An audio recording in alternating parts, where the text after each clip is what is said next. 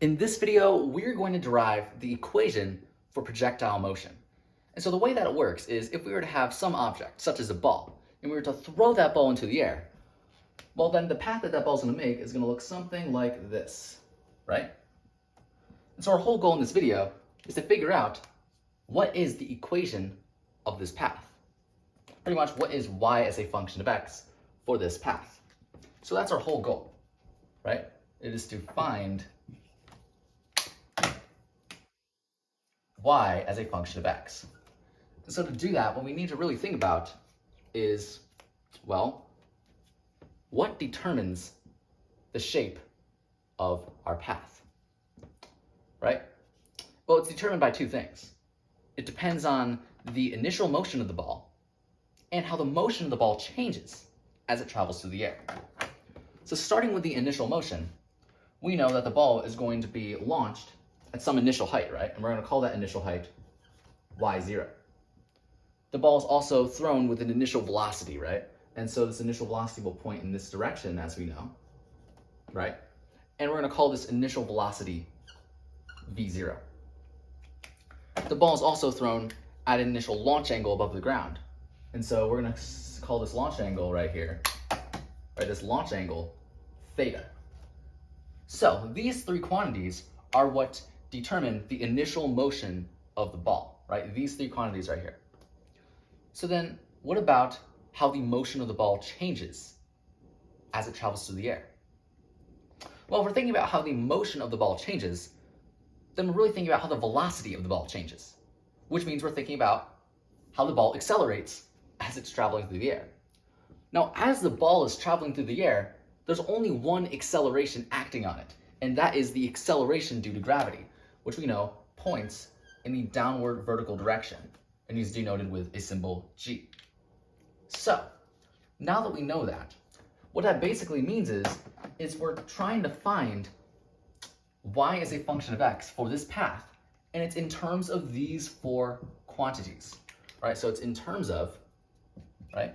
In terms of y0, which is the initial height, v0, which is the initial velocity, theta, which is the launch angle, and g, which is the acceleration due to gravity. So this right here is basically what we're trying to do. It's basically what we're trying to do. We're trying to find the equation of this path, y is a function of x, in terms of these four constants, because that is what dictates the shape of our path. So, how do we actually do that? Well, what we're going to do is we're going to consider the vertical motion of the ball and the horizontal motion of the ball. In other words, vertical motion of the ball would just be the y position of the ball as a function of time. The horizontal motion of the ball would be the x position of the ball as a function of time. Now, if we know what y of t is and x of t, then combining, pretty much if we know y of t and x of t, then we can use those two to find y of x.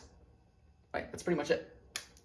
Now, if we are considering the vertical motion and horizontal motion of the ball, then we should divide our initial velocity up into its components, right?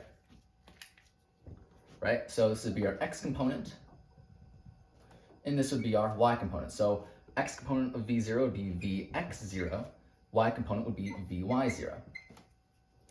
So, now that we have that, basically there are two really important ideas when it comes to projectile motion, when it comes to thinking about both the vertical and horizontal motion. As for the vertical motion of the ball, actually, I'm actually going to write this stuff down here, just so we have enough space up here to work through the problem. All right? I'm going to write y of t right here, and x of t right here. Right? There are two really important ideas to consider when it comes to projectile motion.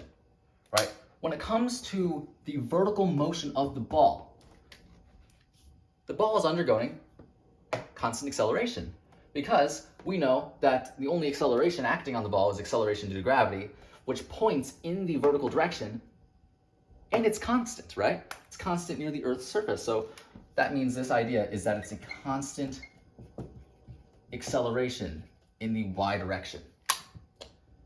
as for the horizontal motion of the ball, well, there is no acceleration in the horizontal direction because acceleration due to gravity only points in the vertical direction. So as for the horizontal direction, there is no acceleration. And since there's no acceleration, that means the velocity of the ball doesn't change horizontal, which means we have a constant velocity in the horizontal direction. So these two ideas for projectile motion are so important, and we're going to use these ideas to our advantage. And so, basically, we have to figure out what y of t is and x of t, and using those two, we can find y as a function of x for the projectile. So, starting with y of t, right? Now, we're thinking about the vertical motion of the ball. And we know for vertical motion, we have constant acceleration, which means we could use a kinematics equation.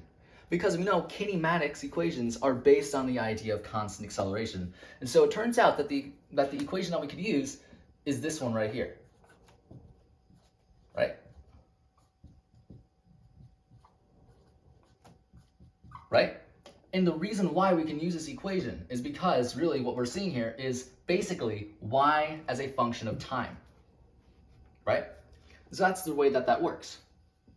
And of course, notice how we use subscripts of y, and we have delta y, which indicates that this is happening in the y direction. That's basically what we're going to use for y of t. Now for x of t, right, for x of t, remember, when it comes to x of t, there's constant velocity in the x direction, which means that we could just use the idea of displacement equals velocity times time, right? We know that's true for constant velocity. So what we could say is displacement equals velocity times time, right? And notice how we're using a subscript of x and delta x to indicate that this is happening in the x direction. And so pretty much that's the idea. Now, this isn't exactly y of t, right? This is delta y of t, right? This is an x, this is delta x, right? So we have to make sure we get y instead of delta y. But really, we know that delta y is just the final y position minus the initial y position, right? Same thing for x, or same thing for delta x. Delta x is just the final x position minus the initial x position, right? And so, of course, still equal to the same thing.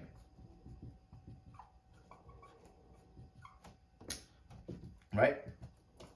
And what we could do is we could just add our initial position to the other side, right? And so that's all we're going to do now.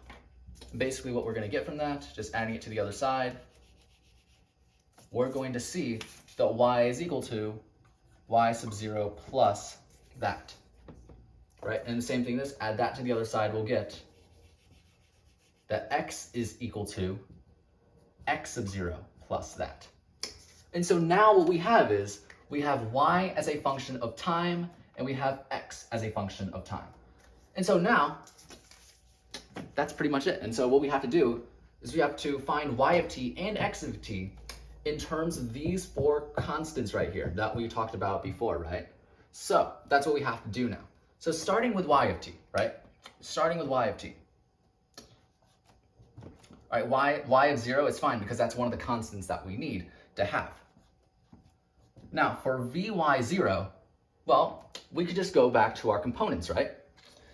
And we know that vy0 is just a component of our initial velocity, and it's the vertical component. We can see that, of course, that vy0 is just v0 sine theta. So we're going to say that this is just v0 sine theta, right? Of course, multiplied by t. And then we're adding this, right? So we're adding 1/2. Now, ay is just the acceleration in the y direction, right? Which is, of course, the acceleration due to gravity. And so ay, it's just g. Except one thing. We have to actually put a negative sign there because the acceleration due to gravity is pointing in the negative y direction. So we have to put a negative sign there to make sure our direction is correct, right? So that's ay, and then multiplied by t squared. Just going to divide this up because just to make it not look too confusing. Right, continuing through this, we're just going to simplify it a little bit up now. So we get y0 plus v0 sine theta t. And since this is minus t, we're going to bring a minus out there and say it's minus 1/2 gt squared. So this right here is y of t in terms of these constants. Now we have to find x of t in terms of these constants, right? And so this one's way easier, isn't it? Now x0 is the initial x position of the ball. And we know that the initial x position of the ball, right? It's x equals 0, right? So the initial x position is just 0. And so really this is what we have. We have vxt. I'm just going to write vxt. Now, by the way, what's vx? Didn't we write vx0 here?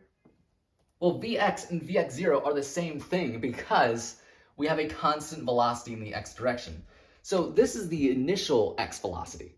But really, we know that the x velocity doesn't change. So not only is this the initial x velocity, but it is the x velocity of the ball for the entire time that it's traveling through the air.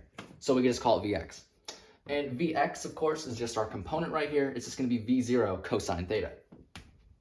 So what we get is v0 cosine theta, which is, of course, multiplied by time. So now we have found y of t and x of t. And remember what I said before, if we know y of t and x of t, we're able to find y of x. We're able to find what y as a function of x is for our path. So then how can we do that? Here's what we could do. If we solve for time in this equation, all we have to do is substitute that into this equation. That's it. So basically, if we solve for time in this equation, right? If this is true, then that means when we solve for time, time is just going to be x divided by v0 cosine theta. So x divided by v0 cosine theta. All we have to do, right? All we have to do now is substitute this. Right? We have to substitute this right here. We have to put this into our equation for time. We have to put this into this and put this into that. And we will have y as a function of x. And that's it. So, going back to this equation, right? Going back to here. Right, I'm just gonna move down to right here. Right, y is equal to y0. We still have this stuff, right? We still have the plus v0 sine of theta, right? But it's multiplied by time, which we're substituting for this. So what we get is, we get x all over v0 cosine theta. So that right there is just time. We're just putting that in, right? Then we have minus 1/2 gt squared. So minus 1/2 g, right? And it's multiplied by time squared. So multiplied by this squared. So x over v0 cosine theta squared. So this right here is basically y as a function of x. We just have to simplify it now. And so simplifying it, right, we still have y equals y0, but notice some things right here, right? Notice how v0 is going to cancel out right here, right? For this stuff, v0 will cancel out. And notice how we have sine theta over the cosine theta, which we know is just the tangent of theta. So we get x times the tangent of theta. So we are doing plus x times the tangent of theta.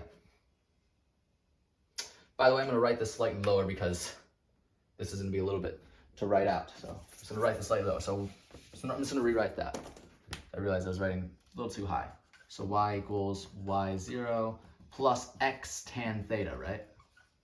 And then we have this stuff right here, which is minus 1/2 g, which I'm actually going to write as g over 2, right? It's going to look a little bit easier if we just write this as g over 2, right? And now we're just squaring this parentheses right here. We're squaring this parentheses, right? The numerator squared is just x squared. The denominator squared is just v0 squared cosine squared theta, right? So this is what we have here. And so now, simplifying this up, our final answer, right? We're just going to multiply through these parentheses. What we're going to get is gx squared all over 2. All right, 2 is multiplied with this stuff. So 2v0 squared cosine squared of theta. And so this right here is our final answer. We have found y as a function of x. This right here is the equation of this path, right? And of course, it's in terms of these four constants right here, right? And so this might look a little like a mess to you, but really, this is of course y, right? Y is a function of x, and x is right here, and it's right here. And we can see that this is a quadratic equation. So this is just a quadratic equation. The path of a projectile, if we were to throw a ball into the air, it's going to form the path of a quadratic equation. So it forms a parabola. And so this right here, it's the whole idea, right? So this is pretty much it. This would be the equation for projectile motion. That's pretty much it.